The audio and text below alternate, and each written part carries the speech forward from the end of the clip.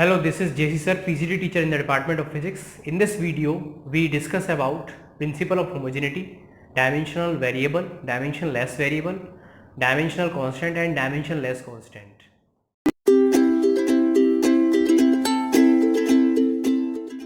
इस जो टर्म बना है वो होमोजीनियस से बना है. होमोजेनिटी जो टर्म बना है वो होमोजीनियस से बना है.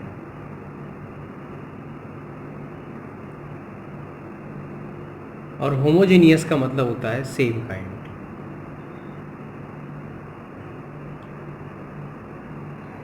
अगर मैं आपसे कहूं कि क्या आप लेंथ में मास को ऐड कर सकते हैं तो आंसर नहीं आएगा. अगर मैं आपसे कहूं कि क्या आप हाइट में टाइम को ऐड कर सकते हैं तो अब भी आंसर नहीं होगा, क्योंकि फिजिकल क्वांटिटीज़ जो सेम काइंड की होती हैं हम उन्हें ही ऐड और सब्ट्रैक्ट कर सकते हैं.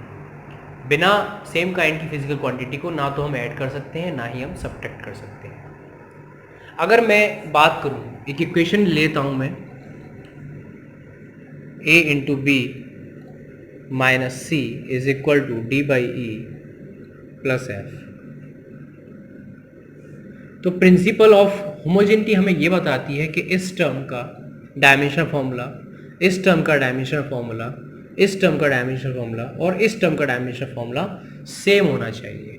ए का डायमेंशन फॉर्मूला कुछ भी हो, बी का डायमेंशन फॉर्मूला कुछ भी हो, लेकिन इन दोनों का जो मल्टीप्लाई का जो डायमेंशन फॉर्मूला होगा वो इसके भी इक्वल होना चाहिए, वो इसके भी इक्वल होना चाहिए और वो इसके भी इक्वल होना चाहिए. ये बताता है प्रिंसिपल ऑफ होमोजेनिटी. यानी कि किसी भी फिजिकल रिलेशन में जितने भी टर्म्स हैं उन सभी का डायमेंशन फॉर्मूला सेम होना चाहिए according to principle of homogeneity. तो इसकी डेफिनेशन क्या बनेगी? According to principle of homogeneity, मैंने शॉर्ट में लिख दिया है, according to principle of homogeneity the dimension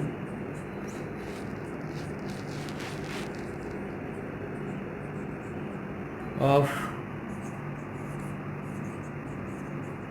physical quantities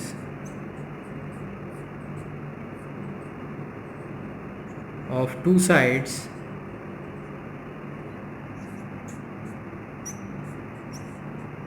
of physical relation must be same.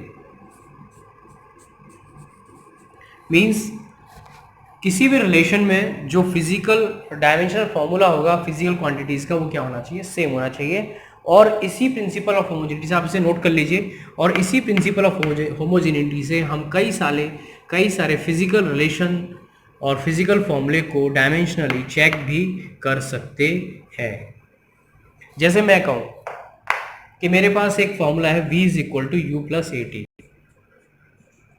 Equation of motion का फर्स्ट फॉर्मूला है v is equal to u plus a t. V यहाँ पे होता है final velocity, u initial velocity, acceleration और time. मैं बात करूं कि डायमेंशनल फॉर्मूला ऑफ v कितना होगा, तो v हमें पता है वेलोसिटी होती है, क्या होता है, एल टी माइनस वन. मैं बात करूं डायमेंशनल फॉर्मूला ऑफ u, तो u का डायमेंशनल फॉर्मूला हमें पता है वेलोसिटी है, इसका भी क्या होगा, एल टी माइनस वन. मैं कहूँ dimensional formula of A T, तो ए टी का डायमेंशनल फॉर्मूला क्या होगा, एक्सेलरेशन का क्या होता है, एल टी माइनस टू, और टाइम का क्या होता है, टी. तो कितना आएगा यहाँ से भी, एल टी माइनस वन. तो मैं कह सकता हूँ कि dimensional formula of L H S is equal two dimensional formula of R H S.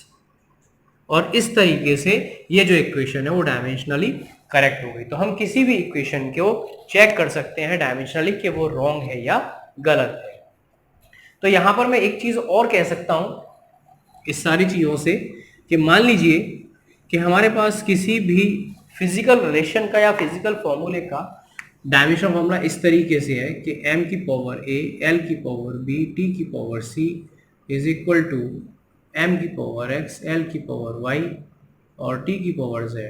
तो according to principle of homogeneity हम कह सकते हैं a is equal to x, b is equal to y और c is equal to z.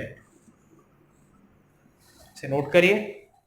बात करते हैं dimensional variables की। डायमेंशनल वेरिएबल्स क्या होता है, इसके नाम से हमें पता चल रहा है कि वो फिजिकल क्वांटिटी जिनके पास डायमेंशन तो होगा लेकिन उसकी जो वैल्यू है या उसका मैग्नीट्यूड है वो वेरी करेगा। जैसे मैं बात करूँ एरिया, एरिया के पास डायमेंशन है L2 और एरिया कमरे का अलग होगा, एक छोटे कमरे का अलग होगा, एक बड़े कमरे का अलग होगा, एक गार्डन का अलग होगा, ठीक है, एक खेत का अलग होगा, एक फील्ड का अलग होगा।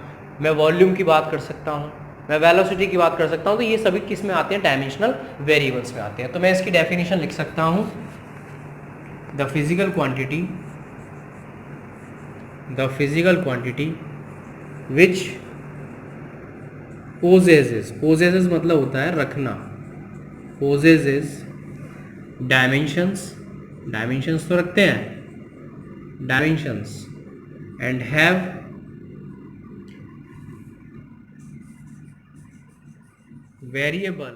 Variable values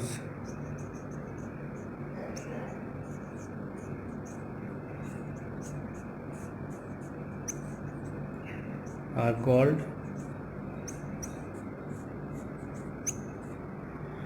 dimensionless variable. मैं शॉर्ट में लिख दे रहा हूँ इसके example, area, volume etcetera. Clear, इसे नोट करिए। अब बात करेंगे डायमेंशनलेस वेरिएबल्स की। तो ये वो फिजिकल क्वांटिटीज़ होती हैं जिनके पास डायमेंशन भी नहीं होती लेकिन इनके पास वेरिएबल वैल्यूज़ होती हैं। कैसे हम बात करते हैं, तो इसकी डेफिनेशन क्या होगी, इससे पहले डेफिनेशन की बात करते हैं। The physical quantities which have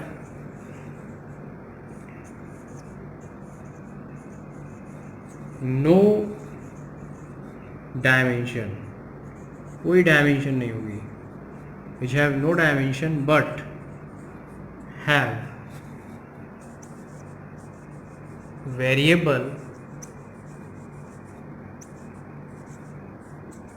values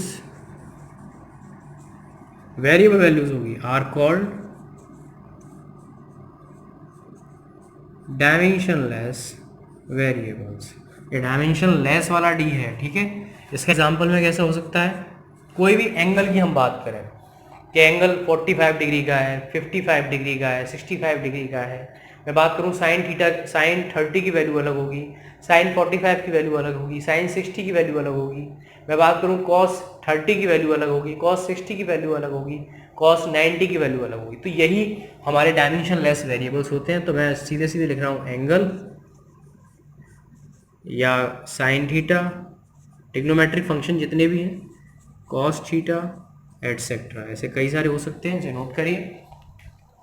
तो ये हमारा था डायमेंशनलेस वेरिएबल। करते हैं डायमेंशनल कांस्टेंट की।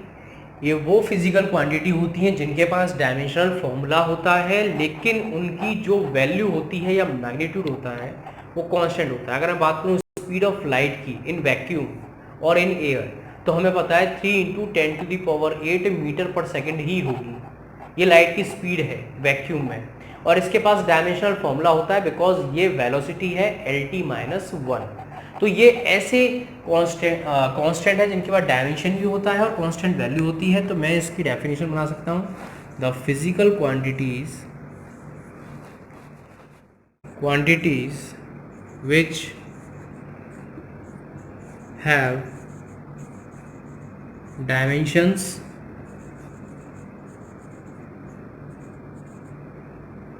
and have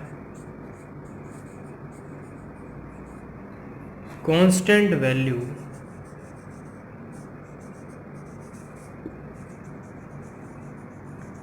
are called dimensional constant. Dimensional constant है यहाँ पे डी। एग्जाम्पल में स्पीड ऑफ लाइट, जैसा कि मैंने बताया, speed of light in vacuum, और क्या हो सकता है, यूनिवर्सल ग्रेविटेशनल कांस्टेंट, 9th में पढ़ा होगा, 11th में पढ़ेंगे आप, एटसेट्रा। लेकिन ग्रेविटेशनल वाले चैप्टर पढ़ेंगे उसमें पढ़ाऊंगा नहीं ग्रेविटेशनल कांस्टेंट, इसे नोट करिए।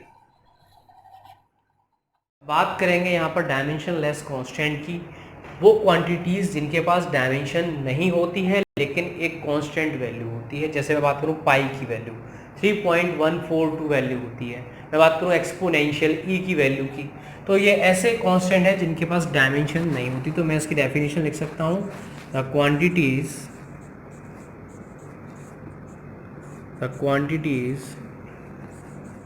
which do not have dimensions but have